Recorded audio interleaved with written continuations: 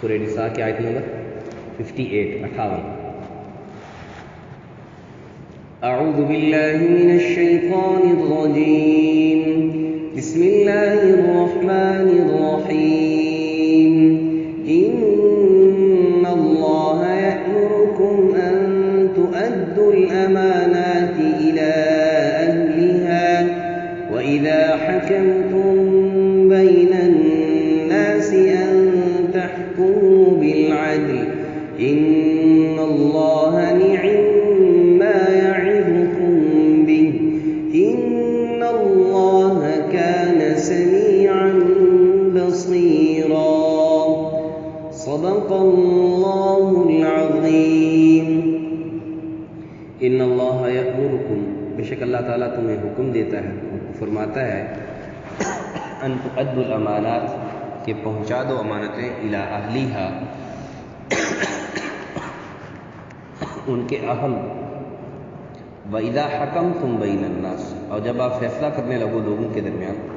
تو أَن تَحْكُمُوا بِالْعَدْلِ، تو فیصلہ کرو انصاف کے ساتھ۔ ان اللہ، بے شک اللہ تعالیٰ، نعم ما یعظکم، اچھی نصیحت کرتا ہے تمہیں، بھی اس اوپر جو نصیحتیں کی ان کے ساتھ، ان باتوں کے ساتھ۔ ان اللہ کان سمیعا، بے شک اللہ تعالیٰ سننے والا، بصیرا، دیکھنے والا۔ گزشتہ آیت مبارک میں مومنوں کا اچھا انجام اور جو کافر تھے، نافرمان تھے،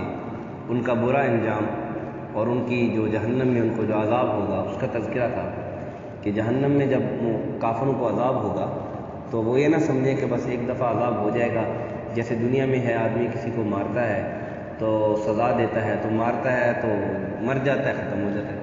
پھر جتنا مرضی اس کو مردے کو مارتے رہو، مردے پر کوئی اس چیز کا اثر نہیں ہوتا ہے، جسم پر بے شک نشان پڑ رہے ہیں لیکن اس کو کوئی اثر۔ تو یہ سمجھتے ہیں کسی کے ذہن میں یہ نہ آئے کہ بھی آخرت میں بھی ایسا ہی ہوگا، ایک دفعہ سزا ملے گی تو مر جائیں گے، ختم ہو جائے گی۔ وہاں پہ ایک تو یہ کہ موت کو بھی ذبح کر دیجیے، موت کو بھی موت آ جائے گی، موت نہیں آئے گی۔ اور دوسری بات یہ ہے کہ اللہ تعالیٰ نے فرمایا کہ کلما نضجت جلودہم بدلناہم جلودا غیرہا لیذوقوا العذاب، کہ جب بھی ان کی جو جلدیں ہیں، جو ان کی کھالیں ہیں، وہ جب پک جائیں گی، جل جائیں گی، ختم ہو جائیں گی، تو اس کی جگہ نئی کھال آ جائے گی، دوبارہ نئی کھال آ جائے گی، دوبارہ نیا جسم اس کا بن جائے گا اور پھر وہ آگ پہ جلتا رہے گا۔ یہ نہیں کہ اب ایک دفعہ کھال جل گئی تو پھر دوبارہ بننے میں وقت لگے گا، نہیں، اللہ کے کن فیکون، اذا اراد شیئا ان یقول له کن فیکون، فوراً دوبارہ کھال آ جائے گی اور دوبارہ اس پر جو ہے وہ عذاب شروع ہو جائے گا۔ آج کی آیتوں میں یہود میں ایک عادت تھی کہ امانت میں ہمیشہ خیانت کرتے تھے اور فضول خصومات میں رشوت وغیرہ کی وجہ سے کسی کی خاطر اور رعایت کر کے حق کے خلاف حکم دے دیتے تھے۔ جیسے میں نے عرض کیا کہ اگر کسی مالدار کے گھرانے میں سے کسی نے چوری کر دی، کوئی بڑے خاندان کے گھرانے میں سے کسی نے چوری کر دی، تو اس کو کہتے تھے کہ اس کا جو ہے نا وہ ہاتھ کاٹنے کی ضرورت نہیں ہے، کتاب میں یہی حکم ہے، نعوذ باللہ، اپنی طرف سے بنا کر اسے پیسے شیسے لے کے تو کہتے تھے اس کا حکم یہ ہے کہ اس کو تھوڑا سا اس کا منہ کالا کر کے بس کراؤ، شہر میں کراؤ۔ لیکن اگر کسی ایسے بندے کے گھرانے میں سے کسی کوئی چوری کر لیتا جس سے کچھ پیسے ملنے کی امید نہ ہوتی تو پھر اس کے متعلق کہتے تھے نہیں، اس کا تو ہاتھ ہی کٹے گا، اس کے تو یہی سزا ہے۔ تو یہ مطلب یہ ہے کہ پیسے لے کر وہ حکم کے اندر بھی تبدیلی لے آتے تھے اور امانت کے اندر بھی خیانت نہیں کرتے تھے۔ یہاں تک سمجھیں آپ کے نبی پاک صلی اللہ علیہ وسلم ایک یتیم خاندان سے تعلق، یتیم تھے، والد بھی نہیں تھا، والدہ بھی 6 سال کی عمر میں فوت ہو گئی، لیکن اتنے امانت دار تھے کہ غیر بھی ان کے پاس اپنی امانتیں رکھتے تھے، غیر بھی جو ان کو نہیں مانتے تھے، ان کے دین پر ایمان نہیں لاتے تھے، لیکن امانتیں ان کے پاس رکھتے تھے۔ تو مسلمان کو امانت دار ہونا چاہیے۔ امانت، اچھا ہم یہ سمجھتے ہیں کہ امانت یہ ہے کسی بندے نے مجھے پیسے دیے مجھے، یا کوئی چیز مجھے دی کہ بھئی آپ اپنے پاس رکھ لو کچھ دنوں کے لیے، آپ کے پاس امانت ہے، میں واپس لے لوں گا، بس اس کو وہ چیز واپس دے دی، پیسے اس کو واپس دے دی، ہم سمجھتے ہیں یہ امانت ہے۔ نہیں، یہ غلط ہے۔ امانت اللہ کی دی ہوئی یہ جو زندگی ہے اللہ نے ہمیں دی ہے، یہ بھی امانت ہے۔ اللہ نے جو ہاتھ، کان، آنکھیں، یہ جو اعضاء دیے ہیں، دل دیا ہے، یہ بھی اللہ کی طرف سے امانت ہے ہمارے پاس، ہم اس کے مالک نہیں ہیں۔ اور قرآن میں اللہ نے فرمایا دوسری جگہ، ان السمع والبصر والفؤاد کل اولئک کان عنہ مسئولا، یہ جو سننے کی طاقت دی ہے، دیکھنے کی طاقت دی ہے، یہ جو تمہیں دل دیا ہے، اس سب کی اللہ تم سے پوچھو گی کہ اس کو کیسے استعمال کیا، تو یہ بھی امانت ہے۔ اور پھر کوئی آدمی کسی عہدے پر بیٹھ کر، کسی جگہ پر بیٹھ کر اپنی ڈیوٹی دے رہا ہے، اس ڈیوٹی کے ضمن میں اس کے ذمے کوئی کام لگائے گئے ہیں، تو وہ کام اگر ٹھیک طریقے سے کر رہا ہے تو یہ بھی امانت ہے کہ یہ ڈیوٹی بھی اس کے پاس امانت ہے، عہدہ بھی اس کے پاس امانت ہے کہ اس عہدے کے مطابق وہ صحیح ٹھیک طریقے سے کام کرے۔ اور اسی طرح کسی کی ذمہ داری لگی کہ بھئی آپ نے فلانی جگہ پر بندوں کو رکھنا ہے، بندوں کو سلیکٹ کرنا ہے، اب اس کے لیے بھی یہ حکم ہے کہ وہ بھی امانت داری کا ثبوت دے، امانت کا ثبوت دے اور دیانت داری کا ثبوت دے کہ جو ٹھیک جس عہدے کا جو بندہ اہل ہے اسی کو اس عہدے پر رکھے، کسی غیر کو اس عہدے پر نہ رکھے۔ مثال کے طور پر کسی کو کوئی چیزیں دی گئی کہ آپ نے فلانے بندے کو دے دی، اب اس کے ذمہ یہ امانت دے دی گئی اس کو کہ یہ چیزیں آپ نے فلانے بندے کو دینی ہے، یا ایک رول ریگولیشن دے دیے کہ اس رول ریگولیشن کے تحت آپ فلانے بندے کو فلانے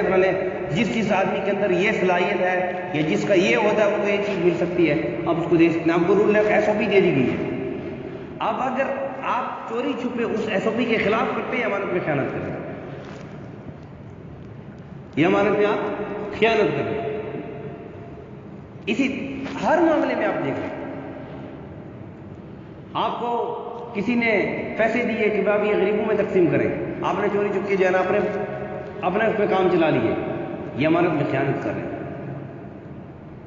آپ کو کسی نے کوئی چیز دی کہ آپ جا کے فلانا غریبوں میں تقسیم کریں، آپ نے جو ہے نا وہ اپنے رشتہ داروں کو تقسیم کر دی اور وہاں کو اپنے نمبر بنا لیے، نہیں، جس چیز کے لیے جو امانت جو کام آپ کے ذمہ گویا یہ سمجھے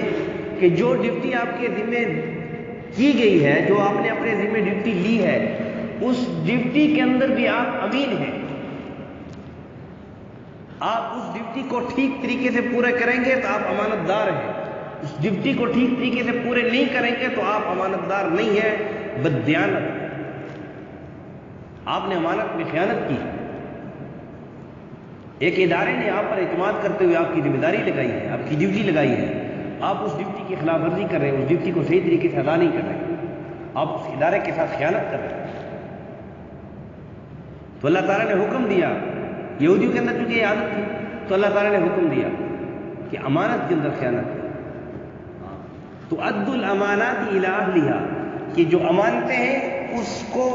ان جن کی امانتیں ہیں ان تک امانتیں پہنچانے کا اللہ تمہیں حکم کرتے ہیں۔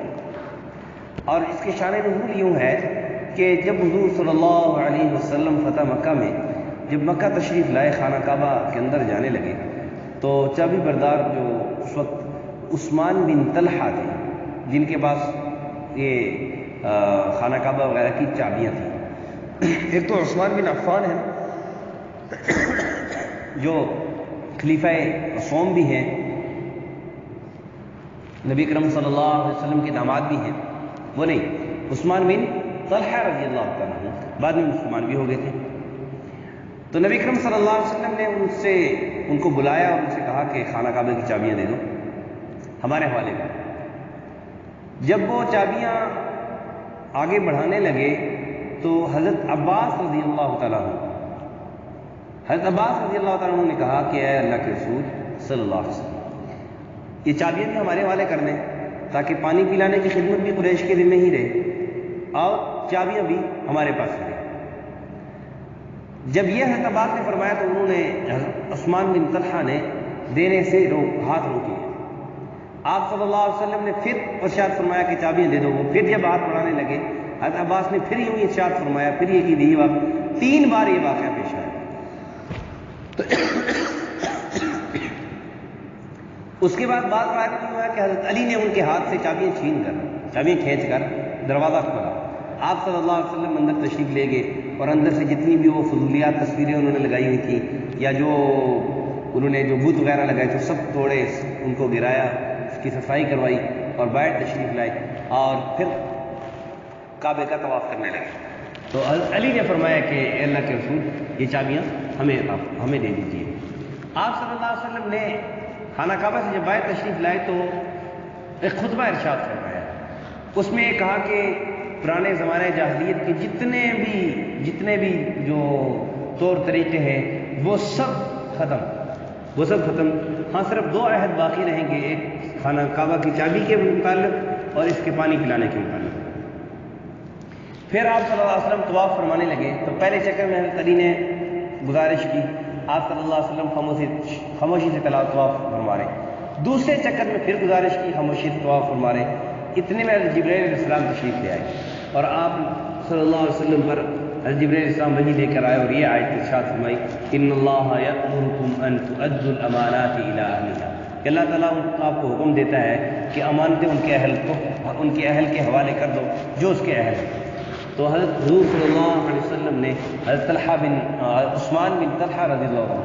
واپس بلایا اور چابی ان کے حوالے کی اور کہا کہ قیامت تک تمہارے خاندان میں چابی ہے. آج بھی انہی کے خاندان میں جو خانہ کعبہ کی چابیاں ہیں وہ انہی کے خاندان میں آج تک نسل در نسل چلی آ رہی ہے. تو پھر جب حضرت علی نے ان کو یہ بات بتلائی کہ بھئی آپ کے متعلق قرآن اترا ہے، جب چابیاں حوالے کی گئی تو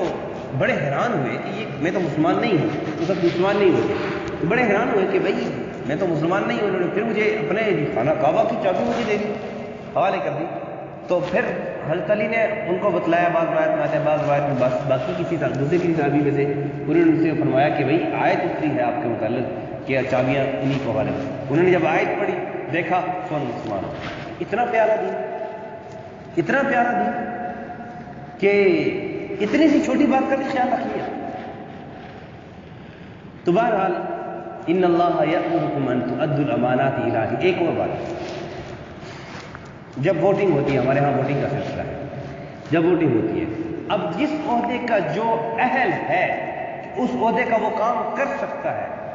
اسی کو اس عہدے کے متعلق اس کا چناؤ کرنا یہ ضروری ہے. جو اس کے خلاف کرے گا، اب ایک آدمی ایک عہدے کا اہل نہیں ہے اور اس کو اس عہدے کے لیے چناؤ کر دیا جو اس کے خلاف کرے گا، وہ بھی ہمارا خیانت ہے. یہ بھی ہمارے پاس ایک امانت ہے. اس لیے کہیں بھی میں قطع نظر کسی بھی پارٹی کا نام لیے، کسی بھی سیاسی جماعت، ان کا اپنا اختلاف ہے، ان کی اپنی باتیں ہیں، میرا کسی سیاسی جماعت سے تعلق نہیں ہے.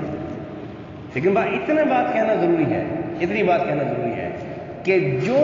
جس عہدے کے لیے جس کو آپ سلیکٹ کر رہے ہو، ووٹ ڈال رہے ہو، یہ ووٹ گویا اس کی ایک حمایت ہے. تو پھر اس کو اس آدمی کو بناؤ، اس آدمی کو دو، اس آدمی کو سلیکٹ کرو جو اس کا اہل ہے، اور جو اس کا اہل نہ ہو اس کو اس کے مطابق سلیکٹ کرنا. پھر کہا وَإِذَا حَكَمْتُمْ بَيْنَ النَّاسِ، پھر جب لوگوں کے درمیان آپ فیصلہ کرنے لگو، أَن تَحْكُمُوا بِالْعَدْلِ، عدل کے ساتھ، انصاف کے ساتھ. آپ کو اللہ نے عہدہ دیا ہے، آپ کو اللہ نے ایک جگہ اپنے گاؤں میں، اپنے دفتر میں، کسی بھی جگہ پر آپ کو اللہ نے فیصلہ بنایا کہ بھی آپ یہ 2 آدمیوں کا آپس میں مسئلہ ہے، آپ ان کا آپس میں فیصلہ کریں. اب ان دونوں کا فیصلہ اس بنا پر نہیں کرنا کہ یہ میری برادری کا ہے تو میں اس کا ساتھ دوں، یہ میرے خاندان کا ہے میں اس کا ساتھ دوں، یہ میرا رشتہ دار ہے، میرا بھائی ہے، میرا فلانا ہے میں اس کا ساتھ دوں، اور یہ تو میرا کچھ لگتا ہی نہیں ہے، یہ تو میرے دشمن برادری سے تعلق رکھتا ہے، یا یہ تو فلانی جگہ سے تعلق اس لیے میں اس کا ساتھ نہ دوں. نہیں، ایسے نہیں. ان تحکموا بالعدل، چاہے اپنے باپ کے خلاف بھی فیصلہ آ رہا ہو، اپنے خلاف بھی فیصلہ آ رہا ہو، عدل انصاف کے ساتھ فیصلہ، عدل اور انصاف کے ساتھ فیصلہ. غالباً بھارت کے اندر اس وقت مسلمان شاید پاکستان نہیں بنا تھا، ہندوستان کے اندر یہ واقعہ پیش آیا تھا کہ کسی جگہ کوئی مسجد، مشہور واقعہ ہے، کسی جگہ کوئی مسجد تھی اور اس پر مسلمانوں نے بھی دعویٰ کیا کہ مسجد یہاں پہ ہونی چاہیے، ہندو کا بھی دعویٰ تھا کہ مسجد یہاں پہ. تو کسی مولوی صاحب کے پاس چلے گئے کہ یہ پرانے آدمی ہیں، ان کو پتہ ہوگا کس کی ہے. تو اب ان مولوی صاحب نے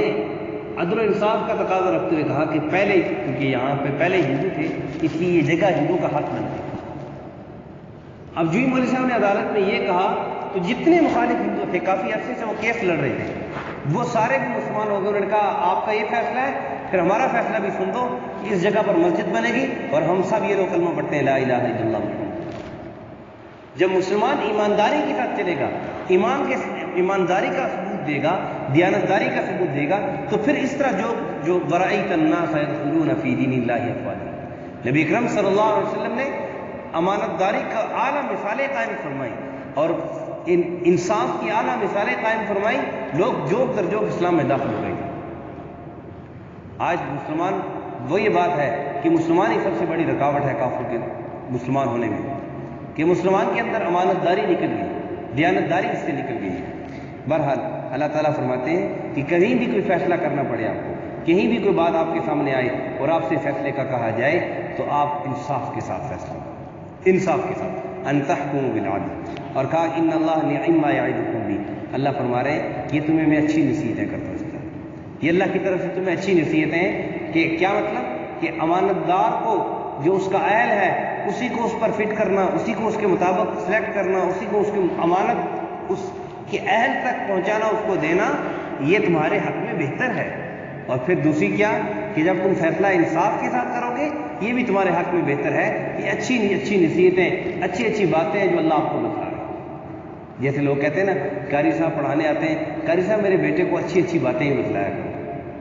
جو اللہ نے اچھی باتیں ہمیں بتلائی۔ اللہ کہتے ہیں یہ اچھی باتیں جو میں آپ کو بتلا رہا ہوں آپ کے فائدے کی ہیں، اللہ ہمیں سمجھا رہے ہیں۔ پھر کہا ان اللہ کان سمیعا بصیرا، یہ نہ سمجھنا کہ اللہ کو تو کچھ پتہ ہی نہیں ہے، اللہ تو ہم جو کچھ مرضی کہہ لیں، ایک امانت کا ایک آدمی اہل ہے ہی نہیں، ہم نے اس کو دے دی، یا امانت میں ہم نے خیانت کر دی، کسی کو کیا پتہ۔ اللہ فرماتے ہیں میں سنتا بھی ہوں اور دیکھتا بھی ہوں، اور بصیر اس دیکھنے والے کو کہتے ہیں جو انتہائی باریک بین ہو،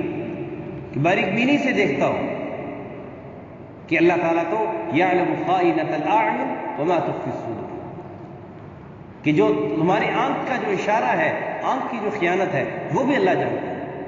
اس لیے آدمی یہ نہ کہے کہ میں جو کچھ مرضی کر لوں، کسی کو کچھ پتہ ہی نہیں چلا، کوئی وہاں پہ موجود تھا ہی نہیں، کسی کو کیا پتا۔ ایک آدمی کا حق بنتا ہے ایک چیز، لیکن اس کو پتہ نہیں ہے کہ میرا حق بنتا ہے۔ ایک آدمی کا حق بنتا ہے ایک چیز، لیکن اس کو پتہ نہیں ہے کہ میرا حق بنتا ہے، میں نے اس کی چیز دبا لی، کسی نے کیا دیکھا، کسی کو کچھ پتہ ہی نہیں۔ نہیں، اللہ سن بھی رہا ہے، سنتا بھی ہے اور دیکھتا بھی ہے، سب کچھ اللہ کو پتہ ہے۔ اللہ ہمیں سمجھ عمل کی توفیق عطا فرمائے۔ ان اللہ یأمرکم، بے شک اللہ تعالیٰ تمہیں حکم فرماتا ہے، ان تؤدوا الامانات الی اہلها، کہ پہنچا دو امانتیں امانت والوں کو، ان جو اس کے اہل ہیں اس کو امانتیں پہنچا دو۔ وَإِذَا حَكَمْتُم بَيْنَ النَّاسِ أَن تَحْكُمُوا بِالْعَدْلِ، اور جب تم فیصلہ کرنے لگو لوگوں میں تو فیصلہ کرو انصاف کے ساتھ۔ ان اللہ نعم ما یعظکم بہ، بے شک اللہ تعالیٰ تمہیں اچھی نصیحت کرتا ہے اس کے ساتھ، ان باتوں کے ساتھ۔